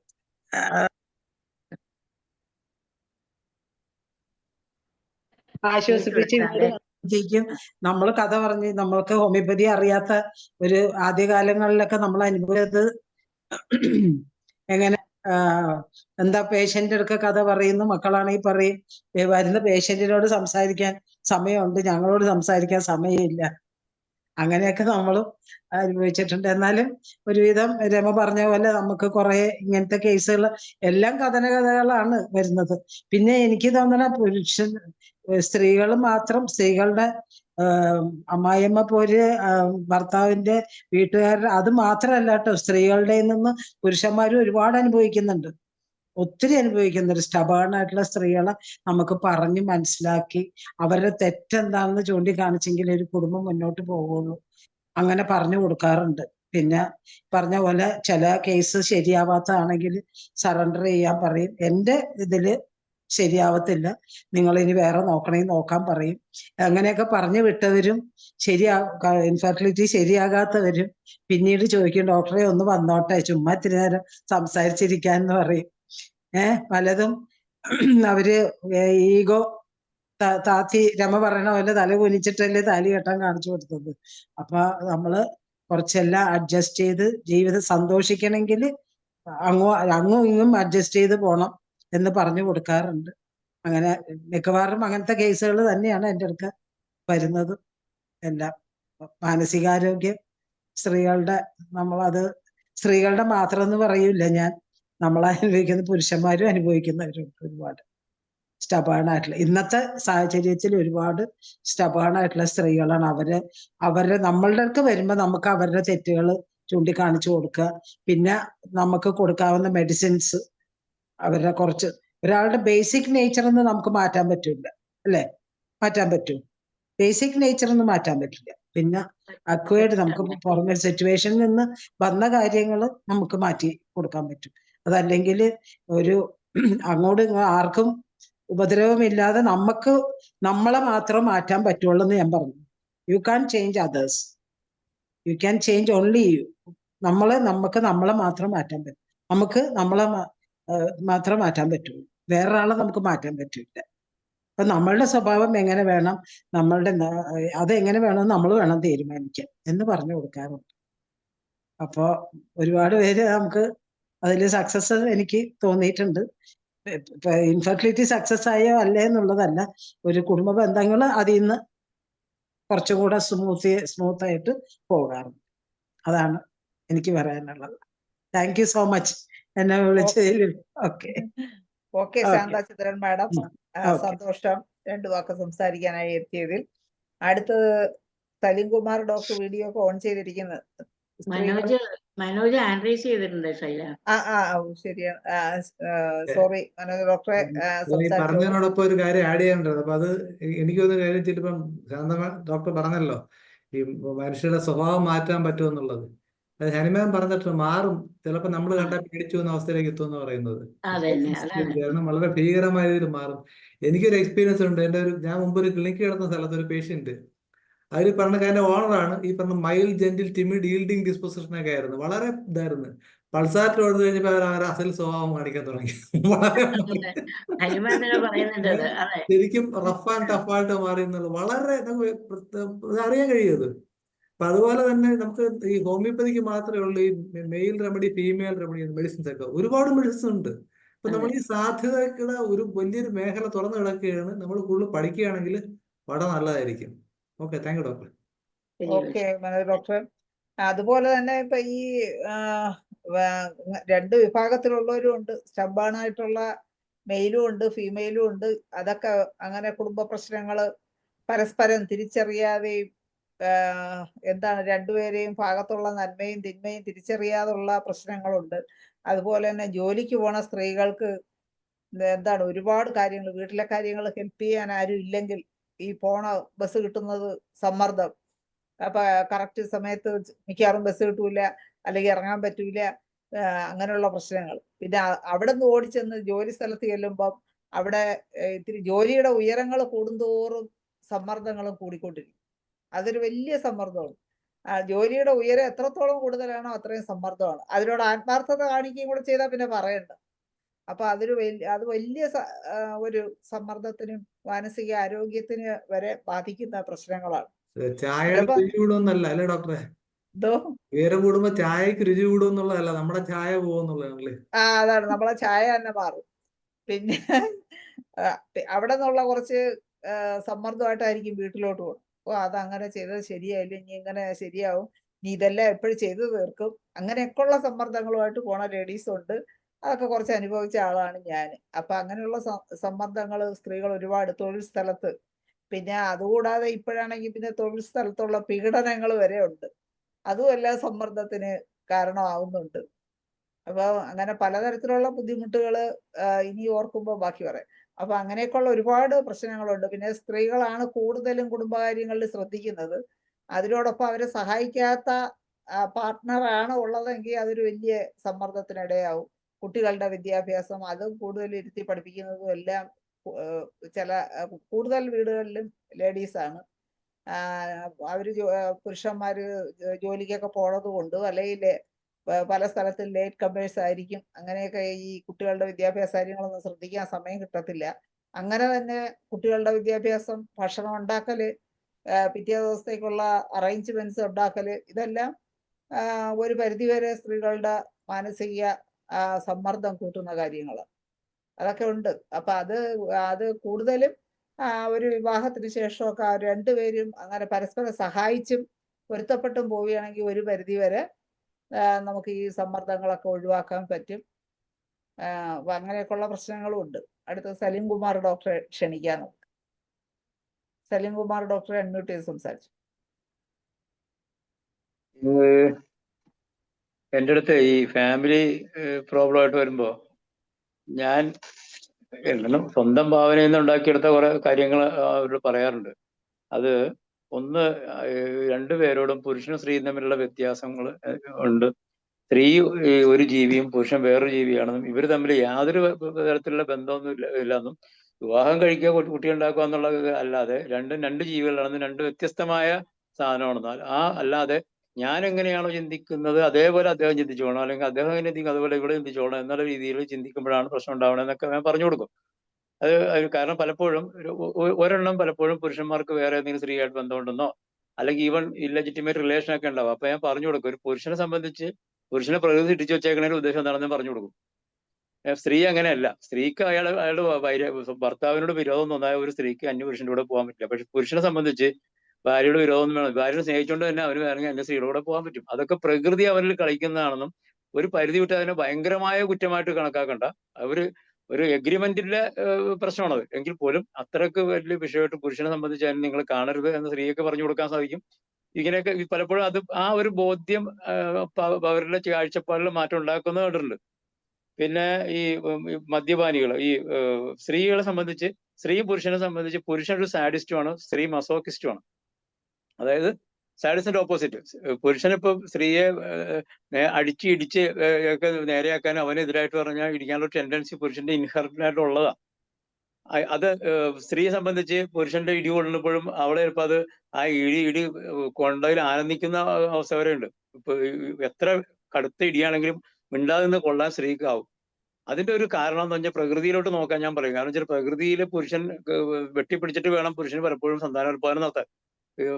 മറ്റു ജീവികളുടെ കാര്യങ്ങൾ നോക്കിക്കോളും എന്നൊക്കെ പറഞ്ഞ് ഇവരെ കാര്യങ്ങൾ ബോധ്യപ്പെടുത്തി കൊടുക്കാറുണ്ട്.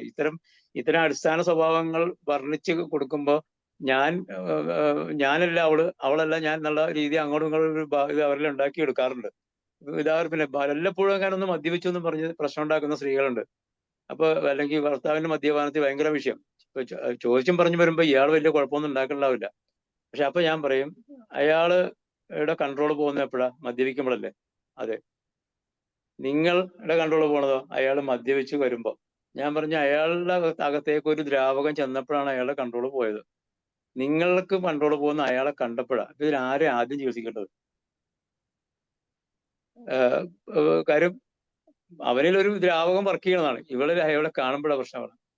അപ്പൊ കൂടുതൽ പ്രശ്നക്കാരി ഇവരാണ്. അപ്പൊ ഇങ്ങനെയുള്ള കാര്യങ്ങൾ പലപ്പോഴും ബോധ്യപ്പെടുത്തി കൊടുക്കുമ്പോൾ പിന്നീട് അവരിൽ അത് മാറ്റം ഉണ്ടാവാറുണ്ട്. ഈ രണ്ടും ജീവനാണെന്നുള്ള ഒരു അടിസ്ഥാന പ്രമാണം ഉണ്ടാക്കി കൊടുത്താൽ, പുരുഷന്റെ അടിസ്ഥാന സ്വഭാവം ഇന്നതാണെന്നും സ്ത്രീയുടെ അടിസ്ഥാന സ്വഭാവം ഇന്നതാണെന്നും മനസ്സിലാക്കി കൊടുത്തു കഴിഞ്ഞാൽ കുറച്ചൊക്കെ ഒരു ഇൻസൈറ്റ് ആളുകൾ ഉണ്ടാകുന്നത് കണ്ടിട്ടുണ്ട്. ഇത് ഒരു മിനിമം ലെവലിലുള്ളവർക്കേ പറ്റുള്ളൂ. അതാ. ഓക്കെ. ഹലോ, പറഞ്ഞോ ഡോക്ടറെ. അത് എവിടെ അല്ല എനിക്ക് ഇത്രയൊക്കെ ഉള്ളൂ. സലീംകുമാർ ഡോക്ടർ. ഓക്കെ. പക്ഷേ എന്താണ് മനോജ് ഡോക്ടർ കൈപൊക്കിയിരിക്കുകയാണോ, കൈ അടിക്കുകയാണോ? കൈയടിക്കണം എങ്ങനെ? അപ്പൊ മനോജ് ഡോക്ടർക്ക് അത് ഇഷ്ടപ്പെട്ടു. അല്ല, സലീംകുമാർ ഡോക്ടർ ഒരു ബുദ്ധിജീവിയാണ്, അപ്പൊ നമ്മൾ തീർച്ചയായിട്ടും കൈയടിക്കേണ്ടി വരും. പക്ഷേ എങ്കിലും എനിക്കതില് ഒരു വ്യത്യസ്ത അഭിപ്രായമാണുള്ളത്. പക്ഷെ വല്ലപ്പോഴും മദ്യപിച്ച് വരുന്ന ഭാര്യ ഭർത്താവിനെ നോക്കി ചിലപ്പോ ദേഷ്യപ്പെടാൻ അല്ലേ പാടില്ല, ഇത് പറഞ്ഞു കൊടുക്കാം. എന്നും മദ്യപിച്ച് വന്ന് വീട്ടിൽ പ്രശ്നങ്ങൾ ഉണ്ടാക്കി അല്ലെങ്കിൽ ഒരു നിസ്സഹകരണത്തോടെ എപ്പോഴെങ്കിലും വന്ന് കിടന്ന് പിറ്റേന്ന് കാലത്തെ പോവും, പൈസയെല്ലാം മദ്യപാനത്തിന് വേണ്ടി ചെലവാക്കും, ഒന്നും വീട്ടിൽ കൊണ്ടുവരാത്ത ഒത്തിരി പേരുണ്ട്. ഡോക്ടറെ പറഞ്ഞത് സത്യമാണ്. ഒരു കാര്യമുള്ളത്, ഈ ലോകത്തില് ഒരു മദ്യപാനി കാരണവും ഒരു കുടുംബം നശിക്കുന്നില്ല. മറിച്ച് മദ്യപാനിയുടെ ഭാര്യ വിചാരിക്കാതെ കുടുംബം നശിക്കില്ല. കാര്യം മദ്യപാനി എത്ര അലവലാതിയെ നശിച്ച് കുടിച്ച് വഴി കിടന്നവനും കുടുംബം നോക്കാത്തവനാണെങ്കിലും ഭാര്യ മര്യാദക്കാരത്തിയാണെങ്കിൽ അവളെ അയൽവക്കത്തുകാരോ നാട്ടുകാരോ ബന്ധുക്കളോ ഒക്കെ സഹായിച്ചിട്ടാണെങ്കിൽ ആ കുടുംബം നശിക്കാതെ, അല്ലെങ്കിൽ അവളുടെ സൽസ്വഭാവം കൊണ്ട് മക്കളൊന്നും വഴിവെച്ച് പോകാതെയൊക്കെ നോക്കാം. പക്ഷെ ഇയാള് എന്നും പ്രശ്നമുള്ള കുടുംബത്തില് മക്കളും വഴിവഴിച്ചു പോകും, മൊത്തത്തിൽ ഇതായി പോകും, ആ കുടുംബം നശിച്ചു പോകും. പക്ഷെ ആ സ്ത്രീ എത്ര സമ്മർദ്ദം അനുഭവിക്കുന്നുണ്ട്. അല്ല ഞാൻ ഒരിക്കലും ആ വ്യക്തിനായിരിക്കുന്നതല്ല, പക്ഷെ അയാൾ അങ്ങനെ ആയിപ്പോയി. ഇനി പറഞ്ഞിട്ട് കാര്യം, നമുക്ക് അനുഭവിച്ചാലേ പറ്റുമെന്ന് പറഞ്ഞിട്ട് മര്യാദക്ക് കുടുംബം നടത്തിക്കൊണ്ടുപോകണ ഒരുപാട് സ്ത്രീകളുണ്ട്. കുടുംബം നശിച്ചു പോകണമെങ്കിൽ ഭാര്യയും കൂടി വിചാരിക്കണം. അതാ ഞാൻ പറഞ്ഞത്. അത്രത്തോളം സ്ത്രീയുടെ പവറുണ്ട്. സ്ത്രീയാണ് കുടുംബത്തിന്റെ ഏറ്റവും വലിയ ഇത്. ആ പവർ പറഞ്ഞിരിക്കണം. അല്ല ഡോക്ടർ, ഒരു കാര്യം പറഞ്ഞോട്ടെ. അപ്പൊ ഇതിനകത്ത് പലപ്പോഴും ഞാൻ പല പേഷ്യൻസ് ചോദിക്കാറുണ്ട്, ഭർത്താവ് മദ്യപാനിയാണ്, അപ്പൊ തീർച്ചയായിട്ടും മകൻ അപ്പം വല്ലപ്പോഴും ഇത്തിരി കുടിക്കുകയുള്ളൂ. ഞാൻ പറഞ്ഞു, ഈ വർത്തമാനം മുമ്പ് ഒരു തള്ള പറഞ്ഞതിനായിട്ട് നിങ്ങൾ മേലായി സംസാരിച്ചിരുന്നു പറയാറുണ്ട്. മിക്കവാറും അങ്ങനെയാണ്. അടുത്ത തലമുറ അതിന്റെ അപ്പുറം ആയിരിക്കും. മിക്കവാറും അങ്ങനെ ഉണ്ടാവും. അവസാനം അച്ഛനും മോനും കൂടി ഇരുന്നായിരിക്കും മദ്യപിക്കും. അതുണ്ട്. നമ്മുടെ ഹരിഹര സാർ താടി കൈ കൊടുത്തിരിക്കണം, സാറിന് വിളിക്ക്. ഓക്കെ, ഹരിഹരൻ സാറെ അൺമ്യൂട്ട് ചെയ്ത് സംസാരിച്ചോളൂ. എന്തൊക്കെ പറയാ ഇങ്ങനെ കരുതിക്കുട്ടി വെച്ചിരിക്കുകയാണ്, ചിരിച്ചോണ്ടാണ് വരുന്നത് കേട്ടോ. അൺമ്യൂട്ട് ചെയ്തേ ഡോക്ടറെ.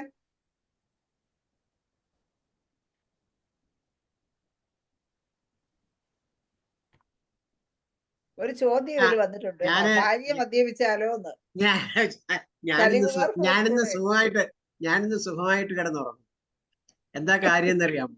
ഞാനിത് ഈ ചർച്ച കേട്ടിട്ട് രസകരമായിട്ട് ചിരിച്ചു, ഒത്തിരി ചിരിച്ചു. നിങ്ങളെ ചർച്ച കേട്ടിട്ട് ചിരിച്ചു. അതുകൊണ്ട് എനിക്ക് ഇപ്പൊ ഡോപ്പാമിൻ വളരെ കൂടുതലായിരിക്കും.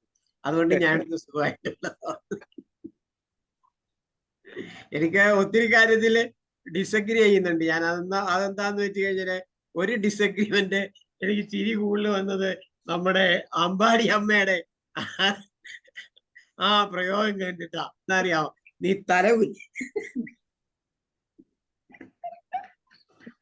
ഒരു പെൺകുട്ടിയുടെ പറയുക, നീ തലകുനിച്ചല്ലേ നിന്നത്, അതുകൊണ്ട് നീ അവന്റെ മുന്നിൽ തലകുനിച്ച് നടക്കണം. ഇത് എവിടുത്തെ നിയമമാണെന്ന് എനിക്ക് മനസ്സിലാവുന്നില്ല. ഇവിടെ ഇവിടെ ഇവിടെ ഇവിടെ അങ്ങനെ ഒരു നിയമമൊന്നുമില്ല. ഭാര്യയും ഭർത്താവും ആണും പെണ്ണും സമമാണ്. അതായത് ഈ പല കാര്യത്തിൽ റെസ്പോൺസിബിലിറ്റിയില് ഏറ്റക്കുറച്ചിലുണ്ടെന്നേ ഉള്ളൂ. അല്ലാതെ ആണുങ്ങൾ ചെയ്യേണ്ട കാര്യങ്ങൾ ആണുങ്ങളും, പെണ്ണുങ്ങൾക്ക് സ്ത്രീ ചെയ്യുന്ന കാര്യം ആണിന് ചെയ്യാൻ പറ്റുമോ? സ്ത്രീ പ്രസവിക്കും, ആണിന് പ്രസവിക്കാൻ പറ്റുമോ? അപ്പൊ ഈ ആണ് ചെയ്യേണ്ട കാര്യം ആണും, പെണ്ണ് ചെയ്യേണ്ട കാര്യവും പെണ്ണും. പെണ്ണിന്റെ റെസ്പോൺസിബിലിറ്റി പെണ്ണും, ആണിന്റെ റെസ്പോൺസിബിലിറ്റി ആണും. Both are equal. നമ്മൾ നോക്കി വരുമ്പോ രണ്ടും ഈക്വൽ ആണ്, സമാസമമാണ്. ഇവിടെ ഏറ്റക്കുറച്ചിലൊന്നുമില്ല. ഒരു പെൺകുട്ടി പഠിച്ച് പ്രാപ്തിയായി ജോലി ചെയ്ത് ജോലി കിട്ടി കല്യാണം കഴിക്കുന്നതാണ് ഉത്തമം എന്നാ എന്റെ അഭിപ്രായം. അപ്പൊ ആ കുട്ടിയുടെ അമ്മയും അച്ഛനും കഷ്ടപ്പെടുമ്പോൾ ഇല്ലെങ്കിൽ അസുഖമായിട്ട് കിടക്കുമ്പോൾ ഒരു 10,000 രൂപ എടുത്ത് അമ്മയെ മരുന്ന് വാങ്ങിച്ചോ ഇല്ലെങ്കിൽ അച്ഛാ മരുന്ന് വാങ്ങിച്ചോ എന്ന് കൊടുക്കാനുള്ള പ്രാപ്തി ആ കുട്ടിക്ക് ഉണ്ടാകണമെന്നാണ് ഞാൻ എപ്പോഴും പെൺകുട്ടികളോട് പറയും. പക്ഷെ ആ സ്വാതന്ത്ര്യം പോലും ഇല്ലാത്ത ലേഡീസ് ഉണ്ട് കേട്ടാ ഹരിഹരൻ സാറേ. ഞാനൊന്ന് പറഞ്ഞു കഴിഞ്ഞോട്ടെ. ഞാൻ പറഞ്ഞത് എക്സംഷൻസ് ഉണ്ടല്ലോ, എക്സംഷൻസ് ഇല്ലാന്ന് ഞാൻ പറയുന്നില്ല. അപ്പം പെൺകുട്ടികൾ ഏൺ ചെയ്യണം, അതുപോലെ തന്നെ പുരുഷന്മാരും ഏൺ ചെയ്യണം. പിന്നെ ഒരു കുടുംബം എന്ന് പറയുന്നത് രണ്ടുപേരും കൂടെ ഒരു എഗ്രിമെന്റ് ആണ്. ഒരു എഗ്രിമെന്റോടുകൂടി, അതായത് അയാൾ ചെയ്യേണ്ടത് അയാളും ഇവര് ചെയ്യേണ്ടത് ഇവരും കൂടെ ചെയ്ത് മോഡേൺ സൊസൈറ്റി അങ്ങനെ ആയിരിക്കണം, അല്ലാതെ പഴയ സൊസൈറ്റി അല്ല. ഇപ്പൊ ഞാൻ പറയുന്നതനുസരിച്ച് നീ ജീവിക്കണം, അത് പണ്ടത്തെ മുദ്രാവാക്യമാണ്, ഇപ്പോഴത്തെ മുദ്രാവാക്യം അല്ലാതെ. നിങ്ങൾ ഏൺ ചെയ്യുന്നു, ഞാനും ഏൺ ചെയ്യുന്നു. ഇല്ലെങ്കിൽ വേണ്ട, നിങ്ങൾ പിന്നെ കളക്ടറേറ്റിൽ പോയി ജോലി ചെയ്യുമ്പം ഞാൻ അതിന്റെ ഇരട്ടി ജോലി ഇവിടെ ചെയ്യുന്നുണ്ട്. ഇത് ആരെ ബോധ്യപ്പെടുത്തണം? കുട്ടിക്കാലം തന്നെ ആൺകുട്ടികളെ ബോധ്യപ്പെടുത്തണം. ആൺകുട്ടികൾ കുറച്ച് മെച്ചമാണെന്നും പെൺകുട്ടികൾ കുറച്ച് പിന്നെ താഴെയാണെന്നുള്ള ബോധം ഈ സമൂഹത്തിൽ നിന്ന് മാറണം. അതാണ് മാറേണ്ടത്, അല്ലാതെ പഴയ കോൺസെപ്റ്റ് വെച്ചുകൊണ്ടിരിക്കരുത്. ഹരിഹരൻ സാർ പറഞ്ഞ വളരെ കറക്റ്റ് ആണ്. അപ്പൊ ആ കൊച്ചിലെ മുതലേ എന്താണ് അമ്മമാരെ സഹായിച്ച ആൺപിള്ളേരാണ്, 2 ആമക്കളെ ഉള്ളൂ. അവരെ കൊച്ചിലെ മുതലേ അമ്മയെ സഹായിച്ചും വീട്ടിലെ കാര്യങ്ങളെല്ലാം ചെയ്യിച്ചും വളർത്തിയാണെങ്കിൽ വലുതാവുമ്പോ അതൊരു വിഷമം വരില്ല. ഞാൻ ഇനിയും പറയാം, ഇനി എനിക്ക് പറയാനുണ്ട്. എന്റെ പറയണേ സാറേ, ഞാൻ നിർത്തിയേക്കാം. അതായത് ഈ കഴിക്കുന്ന പാത്രം, നമ്മളിപ്പം ഡൈനിങ് ഹാളിൽ ഇരുന്നു കഴിക്കുന്നു. ഡൈനിങ് ഹാളിൽ ഇരുന്ന് കഴിക്കുമ്പം എത്ര ആണുങ്ങളുണ്ട് ഈ പാത്രം എടുത്ത് ഡിഷിൽ കൊണ്ട് ഇടുന്നത്, ഇല്ലെങ്കിൽ കഴുകുന്ന എത്ര ആണുങ്ങളുണ്ട്? അത് ചെയ്യണം. അത് കഴിച്ചു കഴിഞ്ഞാൽ ആ പാത്രം എടുത്ത് ഡിഷിന്, അല്ലാതെ ഭാര്യ വന്ന് എടുത്തുകൊണ്ട് പോവുകയല്ല വേണ്ടത്. അതൊരു കൾച്ചറാക്കി മാറ്റിയെടുക്കണം, ഒരു സംസ്കാരമാക്കി മാറ്റിയെടുക്കണം. ഈ സംസ്കാരം ഇവിടെ ഇല്ല. അത് കുട്ടിക്കാലം തൊട്ട് വീടുകളിൽ പഠിപ്പിക്കണം. ആൺകുട്ടികളാണെങ്കിൽ അമ്മമാര് പറയണം, എടാ പാത്രം എടുത്ത് അവിടെ കൊണ്ട് ഡിഷിൽ കൊണ്ടിട്, പറ്റുന്നെങ്കിൽ കഴുകി തന്നെ വെക്കണം. ആ രീതി പഠിപ്പിച്ചെടുക്കണം. അങ്ങനെ ആ രീതിയിൽ വേണം കുട്ടികളെ പഠിപ്പിച്ചുകൊണ്ട് വരാനായിട്ട്. തീർച്ചയായിട്ടും. അപ്പൊ ഹരിഹരൻ സാർ പറഞ്ഞ പോയിന്റുകളൊക്കെ കുറച്ച് എല്ലാം വാസ്തവമാണ്, കറക്റ്റാണ്. ഓരോ കുടുംബത്തിലും പാലിക്കപ്പെടേണ്ട കാര്യം തന്നെയാണ്. ആൺകുട്ടികളാണെങ്കിലും ശരി, ഏത് ജോലിയും ചെയ്യാൻ അവരും അറിഞ്ഞിരിക്കണം, അവര് ശീലമാക്കണം. അപ്പോ ഭാവിയില് കുറച്ചൊരടി ഒഴിവാക്കാം. പിന്നെ സംശയം എന്താണ്? എന്നാൽ അക്സെപ്റ്റൻസ് വേണ്ടേ? ഇത് അങ്ങനല്ല. ഇത് പണ്ട് കാലത്ത് എങ്ങനെയാന്ന് വെച്ച് കഴിഞ്ഞാല് ഡോക്ടറെ, 2 മത്തി വറുത്തതുണ്ടെങ്കിൽ 3 മത്തി വറുത്തതുണ്ടെങ്കിൽ 2 എണ്ണം മോന് കൊടുക്കും, 1 എണ്ണം മോള് കൊടുക്കും. എന്നിട്ട് ഈ തള്ള പറഞ്ഞു കൊടുക്കുന്നത് എന്താ അറിയാമോ? എന്താ അമ്മേ എനിക്ക് ഒന്നായി പോയെ, അതെന്താ കാര്യം എന്ന് വെച്ചാൽ നീ പെണ്ണല്ലേ, അവനാണല്ലേ. ഇതായിരുന്നു പണ്ടത്തെ കൾച്ചർ. അത് മാറി തരണം, അത് മാറണം. തീർച്ചയായിട്ടും. ഇനി ഷഫീഖ് ഡോക്ടർക്ക് എന്താണ് പറയാനുള്ളതെന്ന് നോക്കാം. ഷഫീഖ് ഡോക്ടറെ സംസാരിച്ചോളൂ. എവിടെയാണ് പ്രശ്നം? അല്ല, എന്റെ ഒരു നിഗമനത്തില് ഈ കൂട്ടുകുടുംബ സമ്പ്രദായം ഉണ്ടായിരുന്നപ്പോ ഇത്രയും ഇഷ്യൂ ഒന്നും ഇല്ലായിരുന്നു. കാരണം അവിടെ വീട്ടില് ഈ ആർക്കെങ്കിലും ടെൻഷൻ, ഇപ്പൊ ഹസ്ബൻഡും വൈഫിനുമാണ് ഒരു പ്രശ്നം വന്നാൽ അതിൽ ഇടപെടാൻ ഒരുപാട് ആൾക്കാരുണ്ടാവും. ഇപ്പൊ എല്ലാം ന്യൂക്ലിയർ ഫാമിലിയാണ്. രണ്ടുപേരും ഞാനും മാത്രമേ ആകാവൂ എന്ന് കല്യാണം കഴിയുമ്പോഴേ തീരുമാനിക്കുന്നത് ഒരു പരിധി വരെ അതൊരു പ്രശ്നമായിട്ട് എനിക്ക് തോന്നാറുണ്ട്. കാരണം പല കുടുംബങ്ങളിലും ഈ കാരണവന്മാരുള്ള വീടുകളിലൊക്കെ എന്ത് പ്രശ്നം വന്നാലും അവരതിൽ ഇടപെടുകയും അത് സോൾവ് ചെയ്യുകയും ചെയ്യുന്ന ഒരുപാട് കുടുംബങ്ങൾ എനിക്കറിയാം.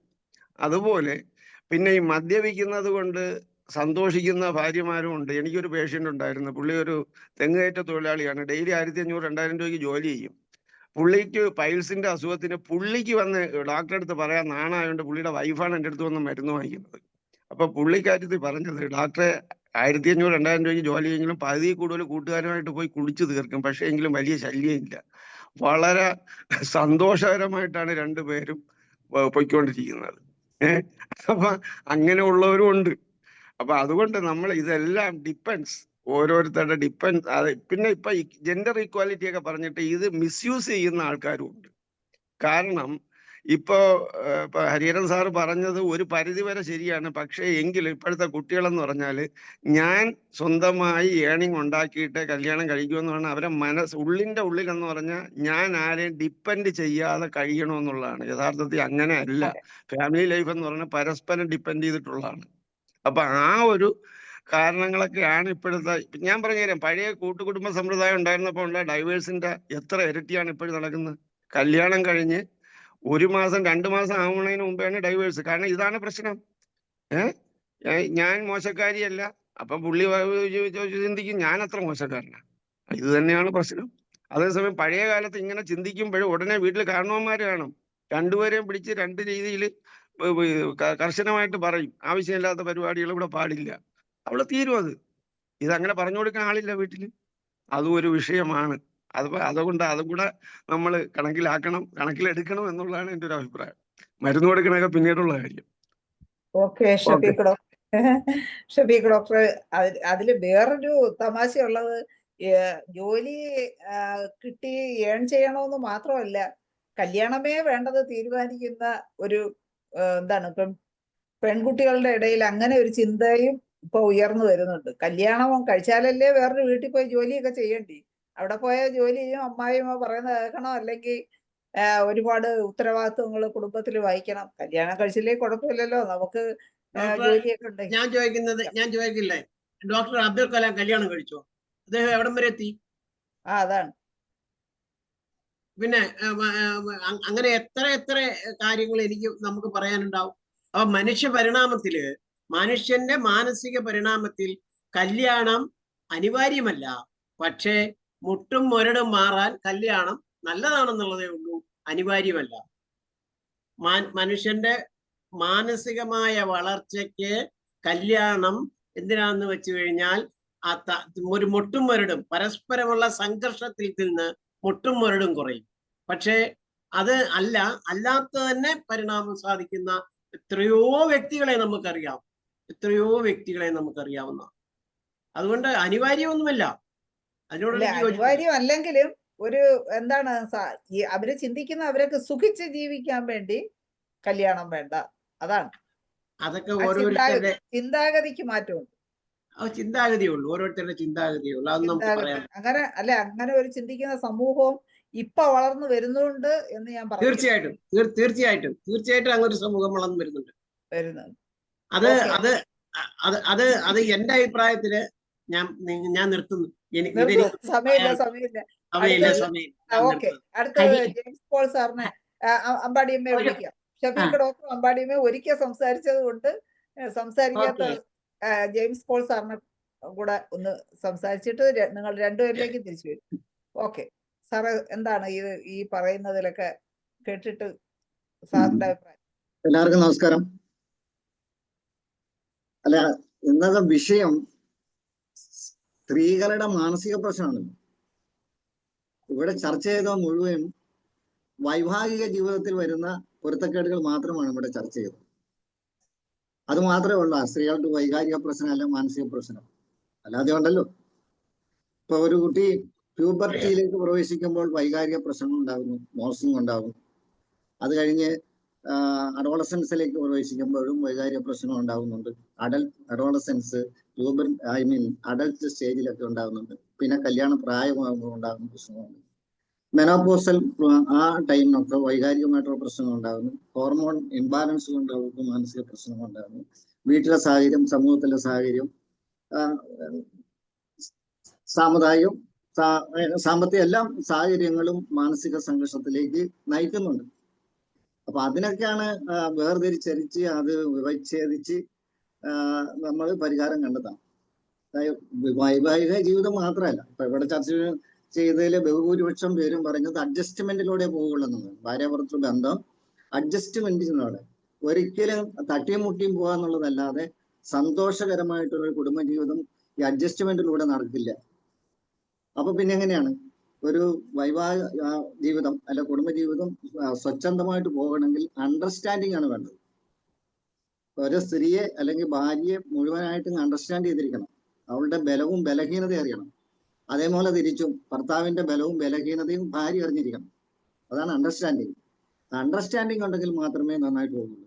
എൻ്റെ ലൈഫിൽ രണ്ട് പേരിനെ മാത്രമേ ഞാൻ കണ്ടിട്ടുള്ളൂ.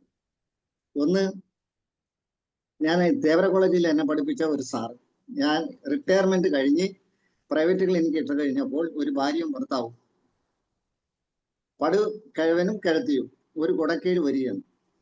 അപ്പൊ എല്ലാവരും ശ്രദ്ധിക്കുകയും ചെയ്യും, പക്ഷെ നാട്ടുകാരും ശ്രദ്ധിക്കില്ല, കാരണം അവരങ്ങനെയായിരുന്നു. ഞാനത് പ്രത്യേകം വരെ നോട്ട് ചെയ്ത് വന്നവിടെ ഇരുന്ന് അവരുടെ ഊഴം വന്നു കഴിഞ്ഞപ്പോൾ കയറി വന്നു. അപ്പോഴാണ് മനസ്സിലായത് എൻ്റെ ഒരു സാറായിരുന്നു. അപ്പൊ ഞാൻ തേവര കോളേജിലാണ് പഠിച്ചത്. എൻ്റെ സഹപാഠികള് ഭവൻ കുഞ്ചാക്കോ ഞങ്ങൾ ഒന്നിച്ച് പഠിച്ചതാണ്. ഇപ്പോഴത്തെ എൻ്റെ അപ്പൻ ഭവൻ കുഞ്ചാക്കോ, അതുപോലെ തന്നെ രാജു തരകൻ. അന്ന് ചീഫ് എഞ്ചിനീയർമാർ ഒരാളെ ഉണ്ടായിരുന്നുള്ളൂ. ഇന്ന് ഡസൻ കണക്കിനാണ് ചീഫ് എഞ്ചിനീയർമാർ. ആ ഒരു എഞ്ചിനീയറിന്റെ മകൻ റാഫേൽ എന്ന് പറയുന്നത്, അതേപോലെ തന്നെ ചാക്കോളാസിന്റെ എല്ലാം പണച്ചാക്കുകളാണ് തേവര കോളേജിൽ അന്ന് വന്നുകൊണ്ടിരുന്നത്. അപ്പൊ നമ്മൾ മാത്രമേ സാമ്പത്തികമായിട്ട് മുന്നോട്ട് ഒരാളുണ്ടായിരുന്നുള്ളൂ. ഏതായാലും നല്ല കമ്പനി ഒക്കെ ഉണ്ടായിരുന്നു എന്ന് പറഞ്ഞതേ ഉള്ളൂ. അപ്പം ഞാൻ പറഞ്ഞു വന്നത് അണ്ടർസ്റ്റാൻഡിങ്ങിന്റെ കാര്യമാണ്. അപ്പൊ ഇദ്ദേഹം ഒരു കുടക്കീഴിലാണ് വന്നത്. അങ്ങനെ അവരുടെ കാര്യങ്ങളെല്ലാം പറഞ്ഞു. ഞാൻ മരുന്ന് കൊടുത്ത് വിട്ടു. അത് കഴിഞ്ഞ് മൂത്ത മകൻ വന്നു. അയാൾ റിട്ടയർ ചെയ്ത ആളാണ്. പറഞ്ഞ് അപ്പച്ചനും അമ്മച്ചിയും ഞങ്ങൾ കണ്ടു തുടങ്ങുന്ന അന്ന് മുതൽ ഇങ്ങനെയാണ്. അവർ പള്ളിയിൽ പോകുന്ന ഒന്നിച്ച് പോകുള്ളൂ. അപ്പം പള്ളിയിലേക്ക് പോകുന്ന സമയത്ത് വെയിലൊന്നുമില്ല, തിരിച്ചു വരുമ്പോൾ ഒരു കുടക്കീഴിലാണ് അത്. ആ ഒരു അണ്ടർസ്റ്റാൻഡിങ് ഉള്ള ഒരു ഭാര്യാഭർത്തക്കന്മാരായിരുന്നു. അതുപോലെ തന്നെ ഞാൻ ക്ലിനിക്ക് നടത്തിയതിൻ്റെ വീടിനടുത്ത്, കടക്കൊച്ചിയിലാണ് ഞാൻ ആദ്യം തുടങ്ങുന്നത്. അവിടെ അടുത്ത് ഒരു ഭാര്യയും ഭർത്താവും ഉണ്ടായിരുന്നു. അദ്ദേഹം പോർട്ടിൽ ജോലിക്കാരനാണ്. റിട്ടയർമെന്റ് കഴിഞ്ഞിട്ട് പള്ളിയിൽ പോകുന്ന ഭാര്യയും ഭർത്താവും ഒന്നിച്ചാണ് പോകുന്നത്. തിരിച്ചു വരുമ്പോൾ ഈ പറഞ്ഞ പോലെ കൊടയും പിടിച്ചാണ്. അപ്പൊ വന്ന് കഴിയുമ്പോൾ പിന്നെ മക്കളോ മരുമക്കളോ 2 കട്ടൻ കാപ്പി കൊണ്ട് കൊടുക്കും, അതിരിക്കും. അപ്പൊ ഇദ്ദേഹം ഒരു ചെയറിലിരുന്ന് ഇങ്ങനെ പേപ്പർ വായിക്കും. ഇവർ രണ്ടുപേരും ഒരു അരമണിക്കൂർ അന്നത്തെ വിശേഷങ്ങളെ കുറിച്ച് ഒരു ചർച്ച ചെയ്യും. പത്രവാർത്തകളും ഇതിന് ചർച്ചാ വിഷയമാവും. അവർ അങ്ങോട്ടും ഇങ്ങോട്ടും ചെയ്യും. മരിക്കുന്നവരെ അവരങ്ങനെയായിരുന്നു. ഇദ്ദേഹമാണ് ആദ്യം മരിക്കുന്നത്. മരിച്ച് ഒരാഴ്ച കഴിഞ്ഞപ്പോൾ ഭാര്യയും മരിക്കുന്നു. അപ്പം അവരും അണ്ടർസ്റ്റാൻഡിങ് ഉള്ളവരായിരുന്നു. അതാണ് നമ്മൾ അത്ഭുതപ്പെടുത്തിയിട്ടുള്ള 2 പേരാണ് ഞാൻ പറഞ്ഞത്.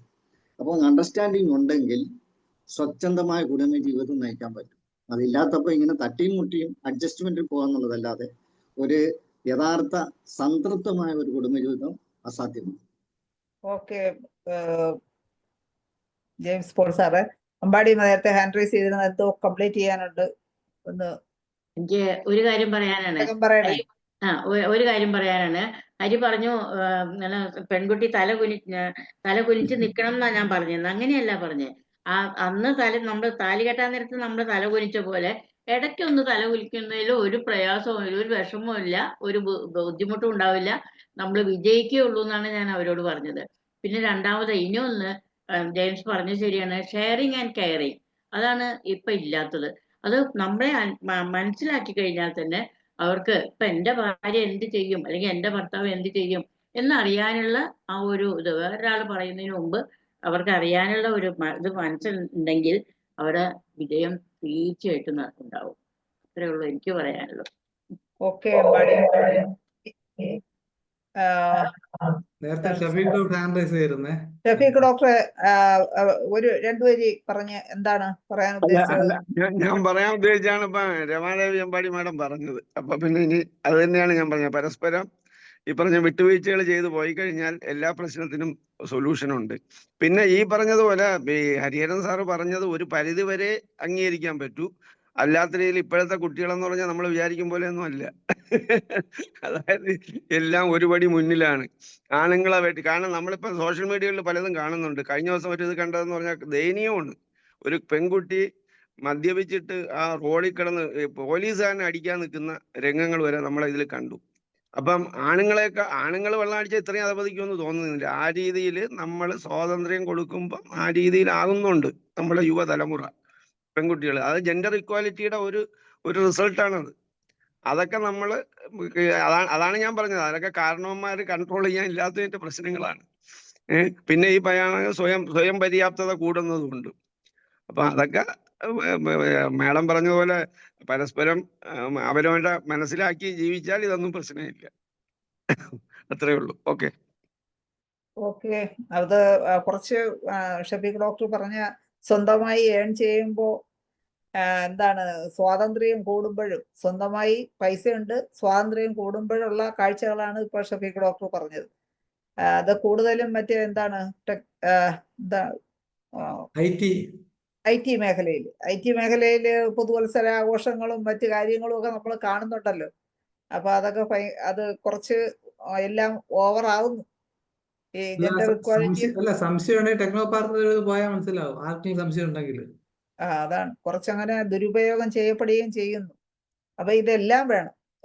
ഇപ്പൊ ഒരുപാട് കാര്യങ്ങൾ ഇതിലുണ്ട്. മാനസിക സമ്മർദ്ദം എന്ന് പറയുമ്പോൾ എന്താണ് ഹോർമോണൽ ചേഞ്ച് കൊണ്ടുണ്ടാകുന്ന പ്യൂബർട്ടി പീരീഡ് മുതൽ മെനോപ്പസൽ ഏജ് വരെയുള്ള ഹോർമോണൽ പ്രശ്നങ്ങൾ കൊണ്ടുള്ള മാനസിക സമ്മർദ്ദം, പിന്നെ കുടുംബ പ്രശ്നങ്ങള്, വിവാഹ ജീവിതത്തിലുണ്ടാകുന്ന സമ്മർദ്ദങ്ങള്, ഇതുപോലെ അങ്ങനെ പല പഠിക്കുന്ന കുട്ടികളാണെങ്കിൽ ചിലപ്പോൾ സ്കൂളിലും മറ്റും ഉണ്ടാകുന്ന സമ്മർദ്ദങ്ങള്, വിദ്യാഭ്യാസ സ്ഥലങ്ങളിൽ, കേന്ദ്രങ്ങളിൽ ഉണ്ടാകുന്ന സമ്മർദ്ദങ്ങൾ, അങ്ങനെ പലതരത്തിലുള്ള സമ്മർദ്ദങ്ങള് സ്ത്രീകൾക്ക് ഉണ്ടാകുന്നുണ്ട്. അതുപോലെ തന്നെ പുരുഷന്മാർക്കും ഈ പറഞ്ഞ പോലുള്ള സമ്മർദ്ദങ്ങൾ പുരുഷന്മാർക്കും ഉണ്ടാവാം. നമുക്കിന്ന് സ്ത്രീകളുടെയാണ് ചർച്ച. അപ്പൊ ഇങ്ങനെയൊക്കെ പല കാരണങ്ങൾ കൊണ്ടും സ്ത്രീകൾ സമ്മർദ്ദം അനുഭവിക്കുന്നത് ഉണ്ട്. ഒരു സെന്റൻസ്, 1-2 സെന്റൻസ് പറയാൻ സാറ് ഹാൻഡ് റൈസ് ചെയ്തിട്ടുണ്ട്. ഹരിൻ സാർ പറഞ്ഞ് നമുക്ക് വൈൻഡപ്പ് ചെയ്യാം, സമയമില്ല. 2 സെന്റൻസേ പറയുള്ളൂ. നമ്മുടെ ഹോമിയോപ്പതി മെറ്റീരിയ മെഡിക്കയില് ഇപ്പൊ ഉദാഹരണമായിട്ട് നക്സോമിക്ക, ഈ നക്സോമിക്ക എന്ന് പറയുന്ന ആള് ഒരു സെപ്പിയ പേഷ്യന്റിനെ കല്യാണം കഴിച്ചാൽ എങ്ങനെ ഇരിക്കും? തല്ലിപ്പിരിയും. അതേസമയം നക്സോമിക്ക പൾസാറ്റിലെ കല്യാണം കഴിച്ചാലും അവരെ ഒരു പ്രശ്നമില്ല, കുടുംബജീവിതം പോകും. കാര്യം എന്താ പറയുക, പൾസാറ്റിലേക്ക് സഹിക്കാനുള്ള കഴിവുണ്ട്. അതേസമയം നക്സോമിക്ക പ്ലാറ്റിനെ കല്യാണം കഴിച്ചാൽ എങ്ങനെ ഇരിക്കും? ഇതുപോലെ തന്നെ ഫ്രിക്ഷൻ ഉണ്ടാവും, പ്രശ്നങ്ങളാവും. അതേസമയം സൈലീഷ്യ ഓസറസിനെ കല്യാണം കഴിച്ചാലോ കോംപ്ലിമെന്ററി ആണ്, മനോഹരമായ ജീവിതം കിട്ടും, മനോഹരമായ ജീവിതം. അത് ഇതുപോലെ തന്നെ നമ്മുടെ ഹോമിയോപ്പതിയില്, അതായത് ഇനിമിക്കൽസും ഉണ്ട്, കോംപ്ലിമെന്ററി ഉണ്ട്, അതുപോലെ തന്നെ ഉണ്ടല്ലോ കോംപ്ലിമെന്ററി, പിന്നെ ഫോളോവെൽ, ഇങ്ങനെയുണ്ട്. ഇതനുസരിച്ച് നമ്മൾ കല്യാണം നമ്മൾ തീരുമാനിക്കും. ഹോമിയോപ്പതി ഇതനുസരിച്ച് കോൺസ്റ്റിറ്റ്യൂഷൻ കണ്ടുപിടിച്ച് നമ്മള് ഈ ജാതകം നോക്കാതെ കല്യാണം നടത്തിയാൽ വളരെയധികം പ്രയോജനം കിട്ടുമെന്നാണ് എന്റെ ഒരു ഫൈനലായിട്ടുള്ള ഒരു അഭിപ്രായം. അപ്പൊ വിവാഹത്തിന് മുമ്പ് എല്ലാവരും നമ്മുടെ മെഡിസിൻ ഏതാണെന്ന് കണ്ടുപിടിക്കുക, അതിന് മാച്ച് ചെയ്യുന്ന ആളിനെ കണ്ടുപിടിക്കുക, സെലക്ട് ചെയ്യുക. അപ്പൊ അത് ഓക്കെ. അപ്പൊ അത് നമുക്ക് ആലോചിക്കാവുന്നതാണ്. എന്തായാലും IFPH ഇതുകൂടെ കണ്ടുപിടിച്ച് കൊടുത്ത് കുടുംബത്തിൽ സമാധാനം ഉണ്ടാക്കാം. ഓക്കെ, വളരെ സന്തോഷം. നല്ല രീതിയിലുള്ള മാനസികാരോഗ്യം എന്നുള്ള വിഷയത്തിൽ നല്ല ഒരു ചർച്ചയാണ് നടന്നത്. ഒരുപാട് വ്യത്യസ്തമായ അഭിപ്രായങ്ങൾ ഇന്നുണ്ടായി. നമുക്ക് ചർച്ച വൈൻഡപ്പ് ചെയ്യാനുള്ള സമയമായി. ഇന്ന് ചർച്ചയിൽ പങ്കെടുത്ത എല്ലാവർക്കും നന്ദി പറഞ്ഞുകൊണ്ടും ശുഭരാത്രി നേർന്നുകൊണ്ടും ഇന്നത്തെ ചർച്ച അവസാനിപ്പിക്കുന്നു. നന്ദി, നമസ്കാരം.